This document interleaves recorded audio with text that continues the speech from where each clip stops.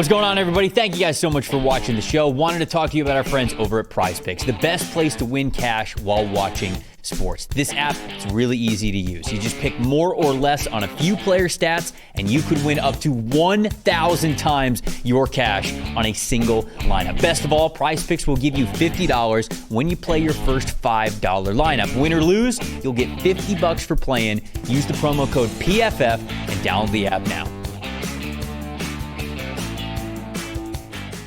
Vikings stuck at 24 and ended up taking Donovan Jackson, the guard from Ohio State.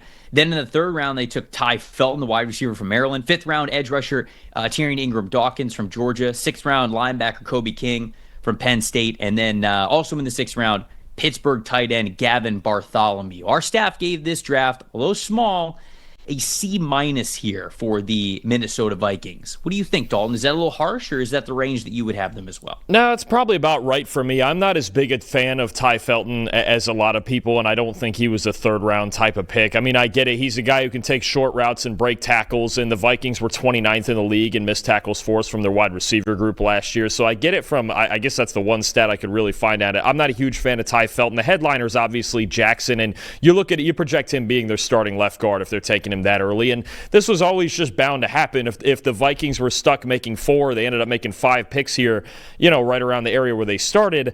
It just wasn't going to be a great class. They had a huge gap between the first pick and their next pick, right? And Jackson, I will say, boy, that gives you some offensive line if everybody's healthy. Darisaw, Jackson, Kelly, Fries, and O'Neal. That's as good as it gets right there. And just fun stat I found on Donovan Jackson. So he allowed 3 sacks over the past 2 seasons, right, Trev?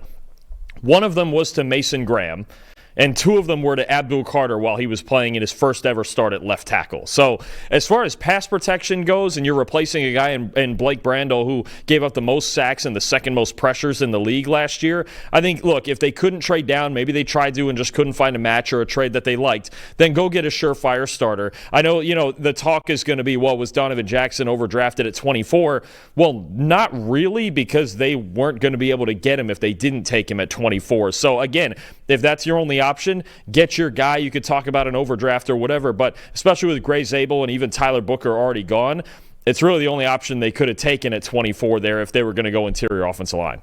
This is a complex draft for me, and my thoughts on it are a little, I don't want to say all over the place, but I also gave it a C. I don't love this draft, and I don't love it mainly because here's the layers of it and how I want to talk about it. I agree with you. I don't think that they could have gotten Donovan Jackson if they traded down, but I can't give them very much leeway to saying, hey, maybe they didn't find a trade partner when one pick after them, the Giants just gave 2 third-round picks to trade up with the Houston Texans, number 25, and then one pick after that, the Falcons gave up a future first-round pick to move up to 26 to go get James Pierce Jr. So I have a very hard time believing that they could not have found a partner to trade down, because I bet both of those teams also called the Minnesota Vikings knowing that they only had 4 picks and they were going to want to make a deal. So I think that they had multiple deals on the table that they said no to, especially because Howie Roseman trading up from 32 to 31 to get Shahad Campbell. Howie said afterwards, he's like, we were trying to call teams earlier and try to trade up. I wonder if they were even calling all the way up to number 24 to say, like, hey, we'll give you 32 and you're not popping back that far. You still get a pick here at the back end of the first round. I wonder if those trade talks happen. So to me, I have to believe that the Giants and the Falcons both called the Minnesota Vikings and they said no to both of these trades in order to draft Donovan Jackson. That makes it less ideal for me, them sticking at number 24, especially because not only am I lower on Ty Felton, you picked him in the 3rd round when you did not have to do that. You've got 3 wide receivers that you really like on this team. Ty Felton enters the year as wide receiver 4, maybe wide receiver 3 at best. And you didn't have a lot of picks in this draft, and you decided to draft a wide receiver in the 3rd round after not trading down from the 1st round. I like Tyrion Ingram-Dawkins. I like Kobe King. Gavin Bartholomew is a decent depth tight end, but I don't love how the Vikings went about this draft. I think that Donovan Jackson, like you said, now that he's on the team, probably forms one of the best offensive lines in the NFL, and I think that's worth noting.